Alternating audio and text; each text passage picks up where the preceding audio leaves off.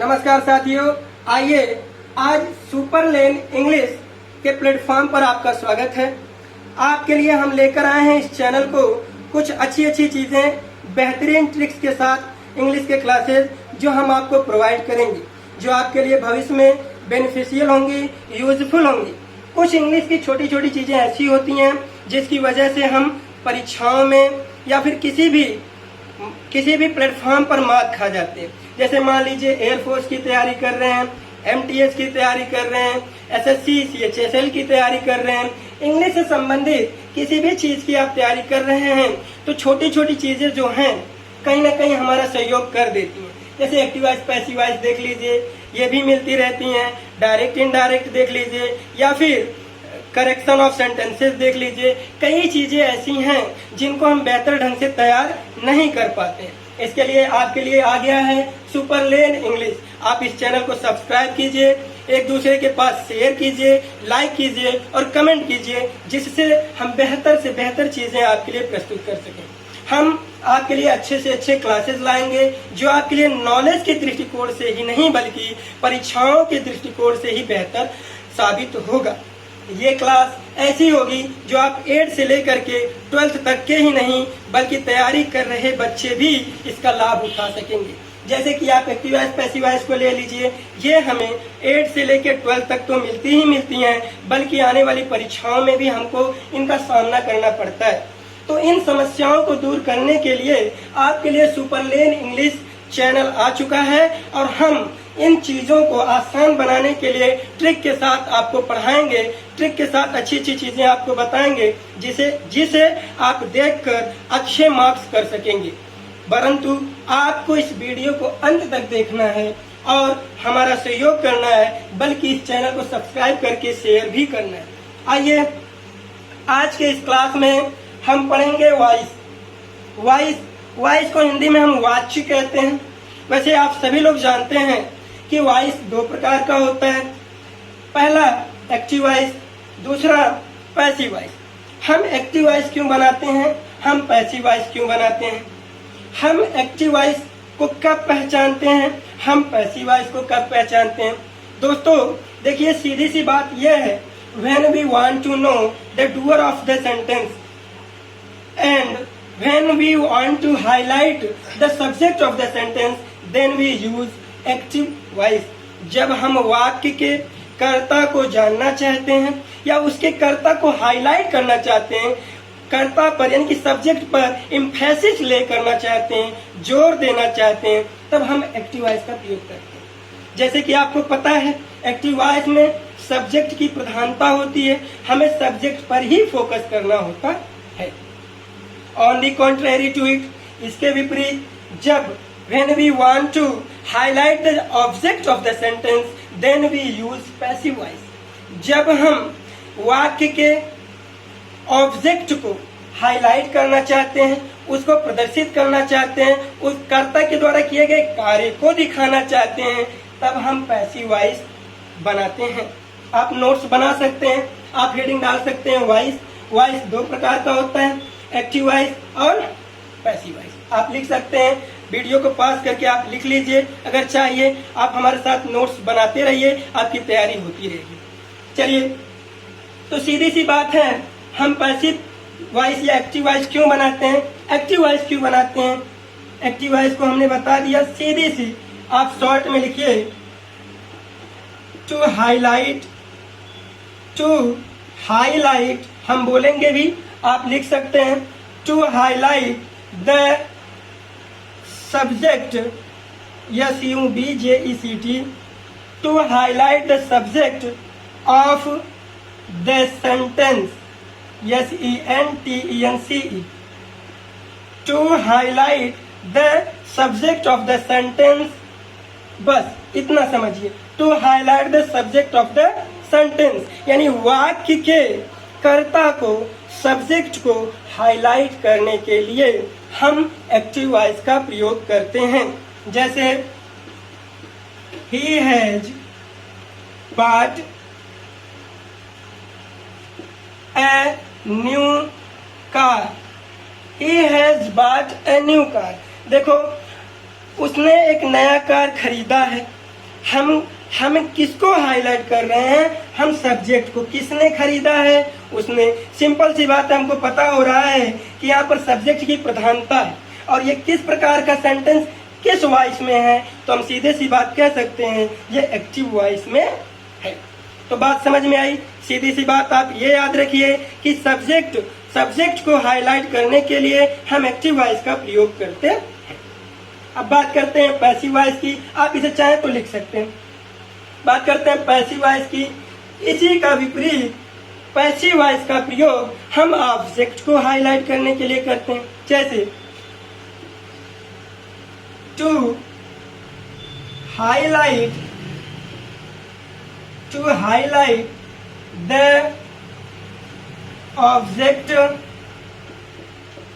Of the sentence, इसे भी आप लिख सकते हैं to highlight the object of the sentence, यानी कि वाक्य के ऑब्जेक्ट को हाईलाइट करते हैं तब हम पैसिव वॉइस का प्रयोग करते हैं। जैसे मान लीजिए यही सेंटेंस है, इसमें हमने सब्जेक्ट को प्रधानता दी है तो ये हमारा एक्टिव वॉइस है। अगर हम इसमें इसके ऑब्जेक्ट को प्रधानता दें तो हमारा क्या होगा? Passive voice. जैसे मान लीजिए इसमें ऑब्जेक्ट क्या है? हम ऑब्जेक्ट का पता, एक ट्रिक है, करीबन 99.9% ये काम करता है। यदि हमें ऑब्जेक्ट का पता लगाना है तो हम क्या और किसे से क्वेश्चन करें तो हमें ऑब्जेक्ट की प्राप्ति होती लगभग 99%। ठीक, क्या और किसे से क्वेश्चन करें तो हमें ऑब्जेक्ट का बोध होता है। देखिए, he has bought a new car, उसने एक नई कार खरीदी है। आपको इसमें ऑब्जेक्ट का पता लगाना है। आप क्या से क्वेश्चन कीजिए, उसने क्या खरीदी है? आंसर क्या मिला? एक नई कार। बताइए उसने क्या खरीदी है? आंसर क्या मिला? एक नई कार। एक नई कार हमारा क्या हो गया? ऑब्जेक्ट हो गया, है ना। तो जब हम इसकी पैसिव वॉइस बनाएंगे तो हम इसमें ऑब्जेक्ट को प्रधानता देंगे। जैसे मान लीजिए इसी ऑब्जेक्ट को प्रधानता देते हैं, इसी ऑब्जेक्ट को हाईलाइट करते हैं। कैसे? इस ऑब्जेक्ट को पहले ले आएंगे, ए न्यू कार। आप वीडियो को अंत तक देखें, आपको पूरा समझ में आएगा, इस बात की गारंटी है। अभी तो ये ट्रेलर है, जब हम स्टार्ट करेंगे तो सेंटेंस एक टेंस का एक रूल बताएंगे, उसी के साथ आपका प्रैक्टिस के साथ चलेंगे। आप वीडियो को अंत तक देखें, घबराए नहीं।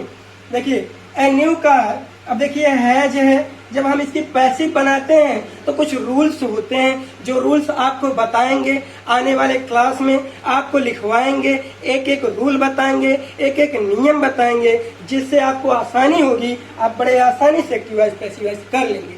देखिए a new car has been, आप घबराइए मत, ये बीन कहाँ से आ गया? ये सारी चीजें हम आपको आगे चल के बताएंगे। बस ये शुरुआत है, आज समझने की कोशिश कीजिए। जब अगला क्लास आएगा तो सारी चीजें आपको बताएंगे, बीन कहाँ से आ गया और ये ए न्यू कार को हम पहले क्यों लिख दिए। A new car has been bought, BAUGHT। अब देखिए बाई लगाएंगे, अब देखिए ही को ऑब्जेक्ट कर देंगे, हिम हो जाएगा। अब आपके मन में ये सवाल उठ रहा होगा कि ये बाई कहाँ से आ गया, ये बीन कहाँ से आ गया। ये चीजें लाजिम है आपके मन में क्वेश्चन। आप इस डाउट को अपने मन से निकाल दीजिए, हम सारी चीजें आपको बताएंगे। ये बीन कहाँ से आई, ये बाई कहाँ से आई। ठीक, तो ये देखिए यहाँ पर हमने सब्जेक्ट को प्रधानता दी और यहाँ पर हमने किसको प्रधानता दी? ऑब्जेक्ट को। देखिए हमारा ऑब्जेक्ट था कि नहीं ए न्यू कार? था ना। इस ऑब्जेक्ट को हमने क्या बना दिया? सब्जेक्ट। अब देखिए a new car has been bought by him, एक नई कार उसके द्वारा खरीदी गई। क्या खरीदी गई? एक नई कार। अब हमें जो मिल रहा है आंसर वो क्या है? एक नई कार। तो हमारा ऑब्जेक्ट हाईलाइट हो रहा है कि नहीं? तो ये हमारा हो गया पैसिव। क्या हो गया? पैसिव। और ये हमारा हो गया एक्टिव। क्या हो गया? एक्टिव। तो आप एक्टिव वॉइस सेंटेंस और पैसिव वॉइस सेंटेंस को बड़ी आसानी से पहचान लेंगे। जब हम सब्जेक्ट को प्रधानता दें तो हमारा एक्टिव वॉइस, और जब हम ऑब्जेक्ट को प्रधानता दें तो हमारा पैसिव वॉइस। आइए पैसिव वॉइस के कुछ रूल्स जानते हैं, कौन कौन सी चीजें जो होती हैं जिनके पैसिव वॉइस हम बनाते हैं, जिनकी पैसिव वॉइस हम नहीं बनाते हैं। कुछ रूल्स तो हमें पढ़ना पड़ता है कि नहीं? कुछ रूल्स आपको पहले से पता है, लेकिन कुछ रूल्स हम फिर से जान लें, रिवीजन हो जाए और आसानी हो ताकि हमें बनाने। देखिए, पैसिव वॉइस जो होता है, पैसिव वॉइस में हम हमेशा वर्ब के थर्ड फॉर्म का प्रयोग करते हैं। आप लिखेंगे, अगर आप नोट्स बना रहे हैं तो आप लिखिएगा पैसिव वॉइस में हमेशा वर्ब के थर्ड फॉर्म, पैसिव वॉइस में हमेशा वर्ब के थर्ड फॉर्म का प्रयोग करते हैं। एक बार फिर से मैं आपसे कहूंगा, आप बिल्कुल भी मत घबराइए, एकदम मत घबराइए। आपको समझ में नहीं आ रहा है, कोई दिक्कत नहीं। जैसे ही हम आपका सेंटेंस पढ़ाना शुरू करेंगे, उसी प्रकार आपको धीरे धीरे सारी चीजें आने लगेगी। देखिए कैसे। पहला रूल, पैसिव वॉइस में हमेशा वर्ब के थर्ड फॉर्म का प्रयोग करते हैं। किसी भी सेंटेंस का आप पैसिव बनाइएगा तो ये कंपलसरी है कि वर्ब के थर्ड फॉर्म का प्रयोग निश्चित रूप से होगा। अगला रूल है क्या? पैसिव वॉइस बनाते समय, पैसिव वॉइस बनाते समय, पैसिव वॉइस बनाते समय बाई लगाकर, बाई लगाकर, है ना, बाई लगाकर सब्जेक्ट को, बाई लगाकर सब्जेक्ट को ऑब्जेक्ट, सब्जेक्ट को ऑब्जेक्ट के रूप में, जिसे हम एजेंट कहते हैं, जो हमारा एक्टिव वॉइस का सब्जेक्ट है वो जाकर ऑब्जेक्ट बन जाता है पैसिव में, अर्थात वो एजेंट कहलाता है। क्या कहें? पैसिव वॉइस बनाते समय बाई लगाकर सब्जेक्ट को ऑब्जेक्ट के रूप में लिखते हैं। ये बात समझ में आई? ये बात आपको समझ में आई? देखिए, हम अक्सर देखते हैं हर जगह तो पैसिव वॉइस बनाते समय बाई नहीं लगता है, लेकिन नियमतः यह है कि जब हम पैसिव वॉइस बनाते हैं तो जो सब्जेक्ट है हमारा एक्टिव वॉइस का, उसको हम बाई लगाकर ऑब्जेक्ट के रूप में लिख देते हैं। ये बात समझ में आई? अगला नियम है, निम्न 4 टेंसेस का पैसिव नहीं बनता है। वैसे आप लोग टेंस पढ़े होंगे। टेंस कितने होते हैं? 3, प्रेजेंट, पास्ट, फ्यूचर। फिर हम पढ़ते हैं प्रेजेंट के 4 पार्ट, पास्ट के, फ्यूचर के, present indefinite, present continuous, present perfect, present perfect continuous. यानी कुल मिलाकर 12 टेंसेस हम पढ़ते हैं, जिनमें से हम 4 टेंसेस का पैसिव नहीं बना, जिनमें से हम 4 या 5 टेंसेस का पैसिव। जैसे देखिए, निम्न टेंसेस का पैसिव वॉइस आप लिख सकते हैं, निम्न टेंसेस का पैसिव वॉइस नहीं बनता है। ये बात समझ में आई? निम्न टेंसेस का पैसिव वॉइस नहीं बना। अब वो निम्न टेंसेस है कौन? पहला देखिए, पहला है हमारा प्रेजेंट इंडेफिनिट का बनेगा, प्रेजेंट कंटिन्यूअस का बनेगा, प्रेजेंट परफेक्ट का बनेगा। जो लास्ट है प्रेजेंट परफेक्ट कंटिन्यूअस, इसका नहीं बनेगा। तो क्या किसका नहीं बनेगा? Present perfect continuous tense, present perfect continuous tense, इसका पैसिव हम नियमतः नहीं बनाते। दूसरा देखिए, पास्ट इंडेफिनिट का बनेगा, पास्ट कंटिन्यूअस का बनेगा, पास्ट परफेक्ट का बनेगा, पास्ट परफेक्ट कंटिन्यूअस का नहीं बनेगा। देखिए लिखेंगे पास्ट परफेक्ट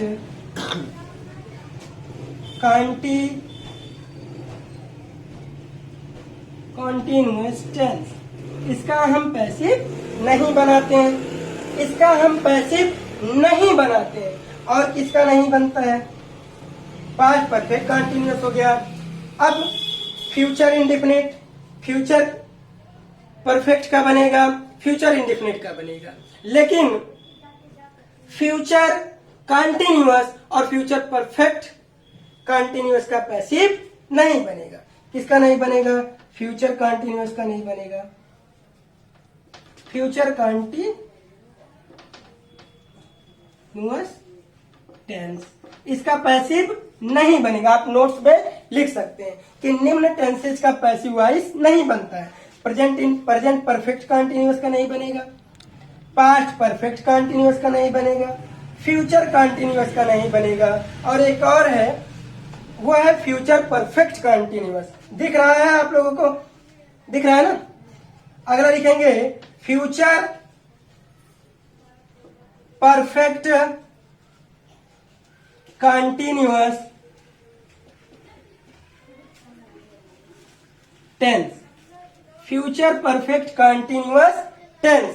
तो हमने शुरू में ही आपको बता दिया कि निम्न 4 टेंसेज 12 टेंसेज होते हैं जिनमें हमें 8 टेंसेज का पैसिव बनाना है। इन 4 टेंसेज का पैसिव नहीं बनाना है। जैसे प्रेजेंट परफेक्ट कॉन्टिन्यूअस टेंस का आपको मिल रहा है एक्टिव, तो उसका passive no passive. Past perfect continuous tense मिल रहा है, no passive. Future continuous tense मिल रहा है, no passive. Future perfect continuous tense मिल रहा है, नो पैसिव। तो इन 4 टेंसेज का पैसिव नहीं बनता है। अब दोस्तों अगली क्लास में आपको हम बताएंगे कि कैसे आपको एक्टिव वॉइस पैसिव वॉइस बनाना है। आप इन रूल्स को लिख लीजिए, नोट कर लीजिए, वीडियो को पॉज करके लिख लीजिए। आप नहीं लिख पा रहे हैं, फिर से वीडियो देखिए और इसको लिखते रहिए। एक ग्रामर की नोट्स बनाइए, एक किनारे से लिखते चलिए। ये सारी चीजें आपको भविष्य में काम देंगी। ठीक है, तो आप बिल्कुल भी मत घबराइए, आप हमारे साथ जुड़िए। हम आपको active voice passive voice trick के साथ बताएंगे, इस तरीके से बताएंगे आप कभी भी जीवन में नहीं भूलेंगे। दोस्तों आपसे अनुरोध है, आप चैनल को सब्सक्राइब कीजिए और तो और शेयर कीजिए और लाइक कमेंट करना ना भूलिए और घंटी के बेल आइकन को भी दबा दीजिए। थैंक यू, धन्यवाद। सुपर लेन इंग्लिश।